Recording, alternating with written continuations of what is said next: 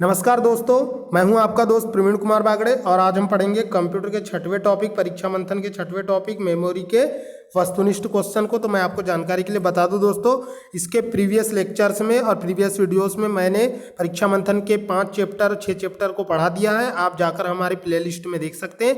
हमारे वीडियोस आपको कैसे लग रहे हैं दोस्तों, इन्हें लाइक करें, कमेंट करें और शेयर करें। तो बिना देरी किए दोस्तों शुरू करते हैं हमारा चैप्टर नंबर 6 मेमोरी। और मेमोरी का अर्थ होता है दोस्तों याददाश्त। तो कंप्यूटर में मेमोरी को आज हम डिस्कस करेंगे, वस्तुनिष्ठ क्वेश्चंस को देखेंगे। तो बिना देरी के स्टार्ट करते हैं दोस्तों। पहला क्वेश्चन है सीडी रोम का पूरा नाम क्या है। तो मैंने यहाँ पे 4 ऑप्शन दिए हैं दोस्तों। पहला है core disc read only memory, दूसरा है compact disc read only memory, तीसरा है circular disc read only memory, चौथा उपरोक्त में से कोई नहीं। तो मैंने आपको प्रीवियस वीडियो में बताया दोस्तों, सीडी रोम जो होती है ये प्रकाश के कॉन्सेप्ट पर कार्य करती है। इसका पूरा नाम compact disc read only memory होता है, क्योंकि इसे पढ़ने के लिए हम लेजर किरणों का प्रयोग करते हैं। तो इसकी व्याख्या भी पढ़ लेते हैं दोस्तों, दिया है तो पढ़ ही लेते हैं। तो बिना देरी किए पढ़ते हैं दोस्तों। व्याख्या में दिया हुआ है दोस्तों, सीडी रोम का पूरा नाम है compact disc read only memory. यह द्वितीयक मेमोरी का उदाहरण है। यह प्लास्टिक की बनी गोल डिस्क होती है। तो याद रखना है दोस्तों, सीडी हमेशा गोल होती है, जिसकी सतह पर प्रकाश परावर्तित करने वाले पदार्थ की लेप होती है। मतलब कि ऐसा पदार्थ लगाया जाता है जो प्रकाश को परावर्तित कर सके, और डिस्क पर पढ़ने व लिखने के लिए लेजर बीम का प्रयोग किया जाता है। इसके बाद में हम दूसरे क्वेश्चन पर जाएंगे दोस्तों। कंप्यूटर में स्मृति का प्रकार नहीं है, मतलब इनमें से इन चारों ऑप्शन में से कौन सा ऑप्शन कंप्यूटर की मेमोरी नहीं है। तो सेमीकंडक्टर भी मेमोरी होती है दोस्तों। मैग्नेटिक भी मेमोरी होती है, जैसे कि hard disk, floppy disk. Semiconductor में आपका मेमोरी कार्ड आ जाता है। और तीसरा है सर्वर। तो जानकारी के लिए बता दूं दोस्तों मैं आपको, सर्वर क्या होता है। सर्वर शब्द की उत्पत्ति जो है दोस्तों, वो सर्व शब्द से हुई है। सर्व का मतलब होता है सेवा करने वाला। ये नेटवर्किंग का एक टर्मिनोलॉजी है दोस्तों। तो सर्वर का मतलब होता है एक ऐसा कंप्यूटर जो नेटवर्क में जुड़े अन्य कंप्यूटरों से अधिक क्षमता का होता है, जो अन्य कंप्यूटरों को फाइल्स और अन्य को सेवाएं प्रदान करता है, सर्वर कहलाता है। सर्वर का प्रयोग लोकल एरिया नेटवर्क और वाइड एरिया नेटवर्क और मेट्रोपॉलिटन एरिया नेटवर्क में किया जाता है दोस्तों। सर्वर एक प्रकार का अधिक क्षमता वाला कंप्यूटर होता है। तो ये कोई कंप्यूटर की मेमोरी नहीं होती, ये नेटवर्किंग का एक पार्ट होता है। इसके बाद में ऑप्टिकल चौथा ऑप्शन है दोस्तों। तो ऑप्टिकल एक मेमोरी होती है दोस्तों। ऑप्टिकल भी मेमोरी होती है, मैग्नेटिक और सेमीकंडक्टर। लेकिन सर्वर जो है वो नेटवर्किंग का पार्ट होता है। तो इसमें मेमोरी का प्रकार कौन नहीं है दोस्तों, सर्वर। तो यहाँ पर देखो व्याख्या को पढ़ते हैं दोस्तों। कंप्यूटर में प्राथमिक मेमोरी रैम, रोम, फ्लैश मेमोरी, सेमीकंडक्टर मेमोरी के उदाहरण है। Floppy disk, hard disk, magnetic tape के उदाहरण है। सीडी और डीवीडी ऑप्टिकल के उदाहरण है, जिनमें लेजर बीम का प्रयोग किया जाता है। सर्वर स्मृति का प्रकार न होकर एक इलेक्ट्रॉनिक उपकरण है, जिसका प्रयोग नेटवर्किंग में किया जाता है। तो अब आगे बढ़ते हैं दोस्तों थर्ड क्वेश्चन पर। थर्ड क्वेश्चन है दोस्तों आपका, ऐसे एप्लीकेशन के लिए मैग्नेटिक टेप प्रैक्टिकल नहीं है जहां शीघ्र डेटा को रिकॉल किया जाता है। क्योंकि टेप कैसी मेमोरी है दोस्तों, random access memory, sequential access memory, read only memory, या आसानी से डैमेज या महंगा स्टोरेज। तो जो आपकी मैग्नेटिक टेप होती है दोस्तों, वो सीक्वेंशियल एक्सेस मेमोरी होती है। लास्ट प्रीवियस लेक्चर में मैंने आपको बताया है कि मैग्नेटिक टेप यानी कैसेट का उपयोग पहले के समय में सॉन्ग्स आदि को स्टोर करने के लिए किया जाता था। तो यहाँ पे थोड़ी व्याख्या पढ़ लेते हैं दोस्तों। द्वितीयक मेमोरी को क्रमानुसार मेमोरी या सीक्वेंशियल मेमोरी और डायरेक्ट एक्सेस मेमोरी 2 भागों में डिवाइड किया जाता है। तो मैग्नेटिक टेप जो होती है वो क्रमानुसार स्मृति या सीक्वेंशियल मेमोरी का उदाहरण है, जिसमें डेटा को उसी क्रम में प्राप्त किए जा सकते हैं जिस क्रम में उसे स्टोर किया जाता है। इस कारण इसे शीघ्र रिकॉल करने में ज़्यादा समय लगता है। तो सीक्वेंशियल एक्सेस मेमोरी का उपयोग वर्तमान समय में नहीं किया जा रहा है दोस्तों। आगे बढ़ते हैं हम फोर्थ क्वेश्चन की ओर। तो फोर्थ क्वेश्चन आपके सामने रखा हुआ है दोस्तों। फोर्थ क्वेश्चन है, जब आप किसी पीसी पर किसी डॉक्यूमेंट पर कार्य करते हैं तो डॉक्यूमेंट अस्थायी रूप से कहाँ स्टोर होता है। तो आपको मैंने बताया दोस्तों प्रीवियस वीडियो में कि जब किसी डॉक्यूमेंट पर वर्तमान में कार्य किया जाता है तो उसे रैम पर स्टोर किया जाता है। इसके बाद में रोम जो होती है दोस्तों, उसमें फर्मवेयर स्टोर होता है। फ्लैश मेमोरी जो होती है वो पेन ड्राइव को कहा जाता है। और सीडी रोम जो होती है वो ऑप्टिकल डिस्क होती है। और सीपीयू जो होता है वो कंप्यूटर का प्रोसेसर होता है। तो इसमें पूछा गया है कि पीसी में अगर आप जो कार्य कर रहे हैं तो वो अस्थायी रूप से कहाँ स्टोर होता है दोस्तों, रैम में होता है। और रैम सीपीयू से जुड़ी होती है। इसके बाद में हम बात करेंगे दोस्तों कंप्यूटर के 5वें क्वेश्चन का। कंप्यूटर में रैम का तात्पर्य क्या है, मतलब कि रैम का पूरा नाम क्या होता है दोस्तों। तो रैंडम एक्सेस मेमोरी होता है। ये आपको बिल्कुल रट लेना है, ये कॉम्पिटिशन एग्जाम का महत्वपूर्ण क्वेश्चन है। इसके बाद में हम बात करेंगे दोस्तों 6वें क्वेश्चन की। तो 6वां क्वेश्चन है कि कंप्यूटर हार्डवेयर जो आंकड़ों को बहुत अधिक मात्रा का भंडारण करता है क्या कहलाता है। तो ये दोस्तों मेमोरी की डेफिनेशन है कि वह कंप्यूटर का पार्ट जो वह कंप्यूटर का हार्डवेयर पार्ट जो डेटा या प्रोग्राम को स्टोर करता है मेमोरी कहलाता है। तो इसमें आंसर आएगा दोस्तों चुंबकीय टेप और डिस्क दोनों हैं, क्योंकि ये दोनों मेमोरी के प्रकार है। इसके बाद में हम क्वेश्चन नंबर 7 पर जाएंगे दोस्तों। बिना देरी किए आपको हमारे वीडियोस पूरे देखना है और अंतिम समय तक बने रहना है, तो थोड़ी इसकी व्याख्या पढ़ लेते हैं दोस्तों। चुंबकीय टेप और डिस्क द्वितीयक मेमोरी के उदाहरण है जिसका उपयोग आंकड़ों के अधिक मात्रा में भंडारण के लिए किया जाता है। चूंकि इस मेमोरी का कंप्यूटर से सीधा संबंध नहीं रहता अतः इनकी क्षमता असीमित होती है। ये दोनों सेकेंडरी मेमोरी के उदाहरण हैं दोस्तों। इसके बाद में हम 7वें क्वेश्चन पर डिस्कस करेंगे। कंप्यूटर हार्डवेयर जो सिलिकॉन का बना होता है आंकड़ों को बहुत अधिक मात्रा में भंडारण रख सकता है, क्या कहलाता है? तो डिस्क कहलाता है। क्या दोस्तों? सिलिकॉन का नहीं बना होता डिस्क भी। चिप सिलिकॉन की बनी होती है दोस्तों। मैग्नेटिक टेप जो होती है ये प्लास्टिक की बनी होती है और फाइल्स जो होती है वो सॉफ्टवेयर होती है। तो यहाँ पे इसका आंसर चिप होगा दोस्तों। तो यहाँ पे इसकी व्याख्या पढ़ लेते हैं दोस्तों। व्याख्या में दिया है चिप सिलिकॉन का बना एक सेमीकंडक्टर मेमोरी डिवाइस है। वीएलएसआई तथा यूएलएसआई के प्रयोग से इसके भंडारण क्षमता में अत्यधिक वृद्धि हुई है। रोम तथा रैम इसके उदाहरण है।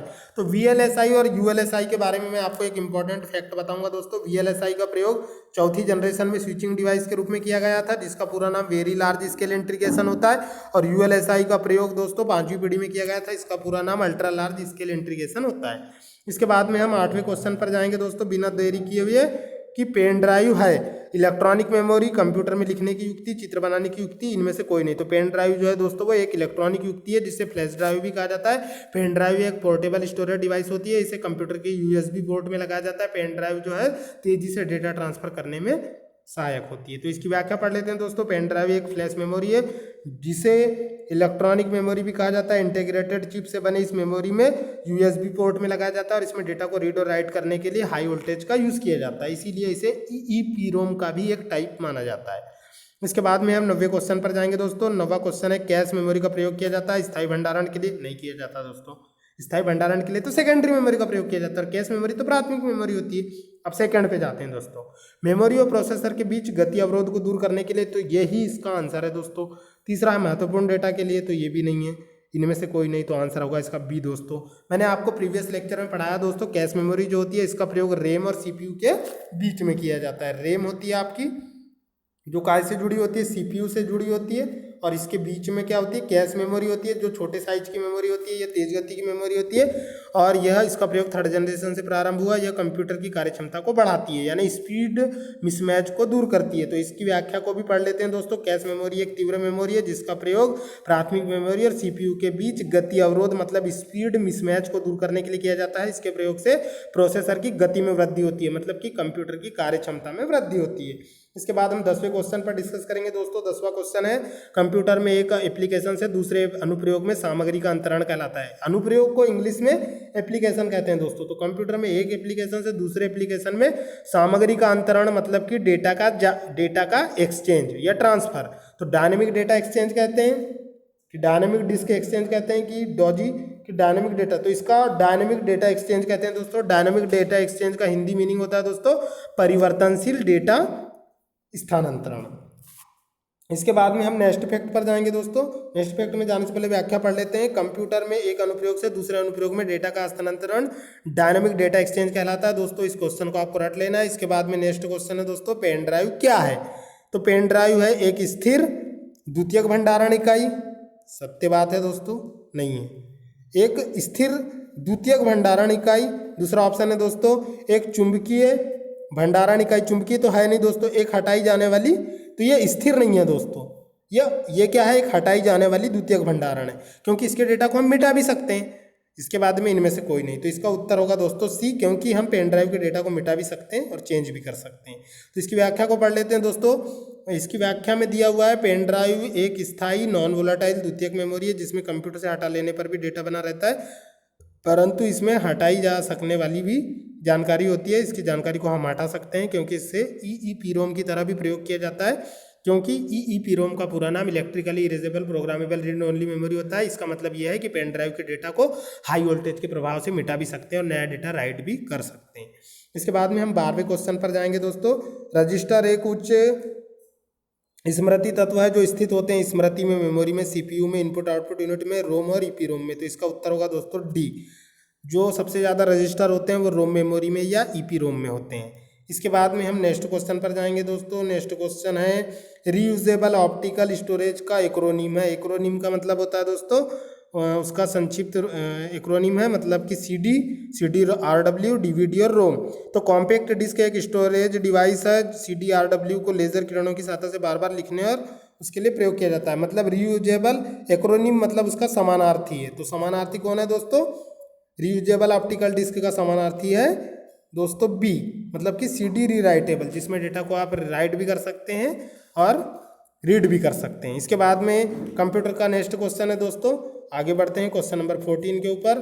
14 क्वेश्चन में दिया हुआ है दोस्तों कंप्यूटर की बिल्ट इन मेमोरी कौन सी है। तो मैंने आपको प्रीवियस लेक्चर में बताया दोस्तों, कंप्यूटर की ऐसी मेमोरी जिसमें कंप्यूटर के निर्माण के समय ही प्रोग्रामिंग कर दी जाती है, तो ऐसी मेमोरी को रीड ओनली मेमोरी या रोम कहा जाता है, जिसमें कंप्यूटर का महत्वपूर्ण सॉफ्टवेयर फार्मवेयर बायोस होता है, जो कंप्यूटर में पोस्ट की प्रोसेस को संभालता है। और पोस्ट का पूरा नाम पावर ऑन सेल्फ टेस्ट होता है। ठीक है दोस्तों। इसके बाद में हम बात करेंगे दोस्तों क्वेश्चन नंबर नेक्स्ट 15। CD पर आप कर सकते हैं। तो CD पर आप क्या कर सकते हैं दोस्तों? पढ़ना और लिखना इनमें से कोई नहीं। तो इसमें पढ़ना भी कर सकते हैं और लिखना भी कर सकते हैं। CD पे आप अपने सॉफ्टवेयर को स्टोर भी कर सकते हैं और उसमें लिखे हुए डेटा को पढ़ भी सकते हैं। तो इसका उत्तर होगा सी दोस्तों। इसके बाद में हम क्वेश्चन नंबर 16 पर जाएंगे दोस्तों। क्वेश्चन नंबर 16 है फाइल को सेव करने पर या कंप्यूटर को डेटा फाइल को सेव कर कंप्यूटर बंद कर देने पर डेटा यथावत रहता है। रेम में रहता है क्या दोस्तों? नहीं रहता। रेम तो प्राइमरी मेमोरी है, इसमें डेटा तब तक रहता है जब तक कि पावर सप्लाई ऑन रहती है। इसके बाद में हम सेकेंडरी स्टोरेज की बात करेंगे तो इसमें रहता है दोस्तों, यही इसका राइट आंसर है। मदरबोर्ड तो दोस्तों कंप्यूटर के CPU का हृदय होता है और प्राइमरी स्टोरेज में अस्थायी होती है। तो इस तरह से फाइलों को सेव करने पर कहाँ पर कंप्यूटर को बंद करने पर डेटा स्टोर रहता है, तो वो उसका उत्तर है दोस्तों सेकेंडरी मेमोरी या सेकेंडरी स्टोरेज। तो फाइल सेव कर कंप्यूटर को बंद कर देने पर हार्ड डिस्क में डेटा स्टोर रहता है। हार्ड डिस्क द्वितीयक मेमोरी का उदाहरण है। इसके बाद में हम बात करेंगे दोस्तों क्वेश्चन नंबर 17 पर जाएंगे। ये MCPCS का क्वेश्चन है, मतलब MPPSC का क्वेश्चन है दोस्तों। निम्नलिखित में से कौन सी मेमोरी का सबसे कम एक्सेस टाइम होता है? तो देखो दोस्तों यहाँ पे ऑप्शन में क्या क्या दिया है, cache memory, magnetic bubble memory और मैग्नेटिक कोर मेमोरी और रैंडम एक्सेस मेमोरी। तो सबसे कम एक्सेस टाइम होता है दोस्तों कैश मेमोरी का, क्योंकि कैश मेमोरी जो होती है उसमें वही डेटा को रखा जाता है जिसकी जरूरत बार बार पड़ रही होती है और ये रेम और CPU के बीच में लगी होती है। इसके बाद में नेक्स्ट क्वेश्चन है दोस्तों, वर्चुअल मेमोरी का आकार निर्भर करता है एड्रेस लाइन पर, डेटाबेस पर, डिस्क स्पेस पर और ये सभी। तो ये डिस्क स्पेस पर डिपेंड करता है दोस्तों। लास्ट वीडियो में मैंने आपको बताया है कि अगर आपका डिस्क स्पेस कम होता है और आप बड़े प्रोग्राम को रेम पर नहीं चला सकते, तो बड़े प्रोग्राम के छोटे छोटे हिस्से को रेम पर लाया जाता है और चलाया जाता है। इसे वर्चुअल मेमोरी का कॉन्सेप्ट कहा जाता है। इसके लिए आपको फाइल एलोकेशन टेक्निक को समझना पड़ता है। इसके बाद में हम बात करेंगे दोस्तों 19 क्वेश्चन की। 19 क्वेश्चन भी बहुत ईजी है, ध्यान से देखिए, वीडियो में लास्ट तक बने रहिए। एक डिवाइस को डेटा और इंस्ट्रक्शन लोकेट करने और उन्हें CPU को उपलब्ध कराने में लगा समय कहलाता है। तो एक डिवाइस को डेटा और इंस्ट्रक्शन लोकेट करने और उन्हें CPU को उपलब्ध कराने में जो लगा समय होता है दोस्तों, वो एक्सेस टाइम कहलाता है, क्योंकि CPU को किसी भी डेटा को हार्ड डिस्क से उठाकर रेम में लाने में जितना समय लगता है वो उसका एक्सेस टाइम कहलाता है। उसके बाद में क्लॉक स्पीड क्या होती है दोस्तों? क्लॉक स्पीड जो होती है वो कंप्यूटर की जो सिस्टम क्लॉक होती है वो जितनी तेज़ी से क्लॉक पल्स से जनरेट करती है, कंप्यूटर की प्रोसेसिंग गति उतनी तेज होती है। प्रोसेसिंग टाइम जो होता है दोस्तों वो किसी भी प्रोसेस को कंप्लीट करने में लगा समय होता है। और CPU स्पीड जो होती है CPU के कार्य करने की गति या total number of instruction executed by 1 second of CPU होते हैं दोस्तों। इसके बाद में हम बात करेंगे नेक्स्ट क्वेश्चन की दोस्तों, इनमें से सबसे तेज मेमोरी कौन सी है? तो ऑप्शन में देखते हैं CD रोम उतनी तेज नहीं होती, रेम भी तेज होती है, रजिस्टर भी तेज होता है और कैश भी तेज होती है। तो सबसे तेज रजिस्टर होता है दोस्तों, उसके बाद कैश मेमोरी होती है और उसके बाद में रेम होती है। तो इसका उत्तर होगा दोस्तों रजिस्टर, मतलब सी इज राइट आंसर दोस्तों। इसके बाद हम लास्ट क्वेश्चन नेक्स्ट क्वेश्चन पर जाएंगे दोस्तों। नेक्स्ट क्वेश्चन है आपका कि किसी स्टोरेज मीडियम में स्टोर की जा सकने वाली डेटा की अधिकतम मात्रा को कहते हैं। तो किसी स्टोरेज मीडिया में स्टोर की जाने वाली डेटा की अधिकतम मात्रा जो होती है दोस्तों, मैग्नेटिक स्टोरेज कहलाती है क्या? नहीं कहलाती। ऑप्टिकल स्टोरेज भी नहीं कहलाती, सॉलिड स्टोरेज भी नहीं कहलाती, सॉलिड स्टेट ये स्टोरेज क्षमता कहलाती है दोस्तों। बहुत ही सिंपल है। इसके बाद में नेक्स्ट क्वेश्चन है दोस्तों, RBI में पूछा गया है कि CD-RW का पूरा नाम क्या होता है? तो आप लोग जानते हैं दोस्तों, प्रीवियस वीडियो में मैंने आपको बता दिया है। CD का पूरा नाम कॉम्पैक्ट डिस्क होता है और RW का रीड राइट होता है। तो कॉम्पैक्ट डिस्क रीड राइट, तो इसका आंसर होगा दोस्तों C।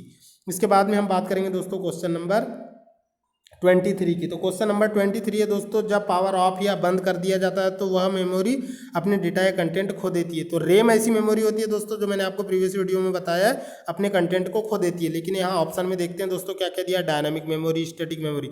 तो डायनामिक मेमोरी का मतलब होता है दोस्तों परिवर्तनशील मेमोरी, डायनामिक का मतलब होता है परिवर्तनशील। तो इसका डेटा जो है वो अपने कंटेंट खो देता है। स्टैटिक मेमोरी नहीं खोती। वोलाटाइल मेमोरी, अस्थायी मेमोरी। इसके बाद में गैर वोलाटाइल मेमोरी और दोषपूर्ण मेमोरी। तो इसका उत्तर होगा दोस्तों वोलाटाइल मेमोरी मतलब अस्थायी मेमोरी। तो ये जो अस्थायी मेमोरी होती है दोस्तों वो रैम होती है, जो अपने कंटेंट को खो देती है। तो इसका आंसर होगा दोस्तों सी। इसके बाद में हम नेक्स्ट क्वेश्चन पर जाएंगे दोस्तों, क्वेश्चन नंबर 24। ध्यान से देखिए दोस्तों, हमारे वीडियोस पर बने रहिए, हमारे चैनल पे बने रहिए। इसके बाद नेक्स्ट क्वेश्चन है दोस्तों, वह डेटा जो मेमोरी में निर्माण के समय ही रिकॉर्ड कर दिया जाता है और प्रयोक्ता उसे परिवर्तित नहीं कर सकता या मिटा नहीं सकता, तो उसे तो वह डेटा क्या कहलाता है, केवल मेमोरी, केवल राइट, केवल रन, नॉन चेंजेबल, केवल रीड। तो इसका उत्तर होगा दोस्तों केवल रीड। ऐसी मेमोरी को रोम मेमोरी कहा जाता है दोस्तों, जिसकी प्रोग्रामिंग कंप्यूटर के निर्माण के समय ही कर दी जाती है। इसमें फार्मवेयर या बायोस डाला जाता है दोस्तों कंप्यूटर में। इसके बाद में हम बात करेंगे क्वेश्चन नंबर 25 की। तो क्वेश्चन नंबर 25 बोल रहा है दोस्तों, रैम वोलाटाइल या अस्थायी मेमोरी है क्योंकि इसमें रीड राइट दोनों के लिए प्रयोग किया जाता है। इसमें किसी भी लोकेशन से सीधे पढ़ा जा सकता है। इसमें डेटा बनाए रखने के लिए लगातार पावर सप्लाई की जरूरत होती है। इसमें लगातार पावर सप्लाई की जरूरत नहीं होती। इनमें से कोई नहीं। तो इसका उत्तर सी होगा दोस्तों, क्योंकि इसमें डेटा बनाए रखने के लिए लगातार पावर सप्लाई की जरूरत होती है, इसीलिए यह अस्थायी मेमोरी है। सीधे पढ़ा जा सकता है इसीलिए अस्थायी नहीं होती है दोस्तों, लगातार पावर सप्लाई की जरूरत होती है इसीलिए अस्थायी होती है। इसके बाद में हम आगे बढ़ते हैं दोस्तों, लास्ट क्वेश्चन है, इसे ध्यान से समझेंगे। ये एसएससी का क्वेश्चन है दोस्तों, स्टाफ सिलेक्शन कमीशन का। तो एसएससी का फुल फॉर्म तो आपको पता ही होगा दोस्तों। इसके बाद में देखते हैं, जब इसमें बिजली बंद हो जाती है तो भी मेमोरी के डेटा या कंटेंट गुम नहीं होते। तो दोस्तों ऐसी मेमोरी रोम होती है, आपको पता है, ईपी रोम होती है, ईईपी रोम होती है और उपरोक्त सभी। तो इसका उत्तर होगा दोस्तों उपरोक्त सभी। तो इस तरह दोस्तों मैंने आपको मेमोरी के सारे वस्तुनिष्ठ क्वेश्चन कंप्लीट करवा दिया है। आपको हमारे वीडियोस कैसे लग रहे हैं, अपनी राय हमें अपने कमेंट बॉक्स में ज़रूर दें। आप लोग कमेंट करेंगे तो हमें और उत्साह मिलेगा। तो दोस्तों बिना इस तरह से हमारा वीडियो कंप्लीट हुआ। मैं आपका दोस्त प्रवीण कुमार बागड़े, आपने मेरे वीडियो को पूरा देखा, मैं आपका बहुत बहुत धन्यवाद करता हूं। तो मिलते हैं दोस्तों अगले वीडियो में, तब तक के लिए टाटा बाय बाय, खुदा हाफिज़ दोस्तों।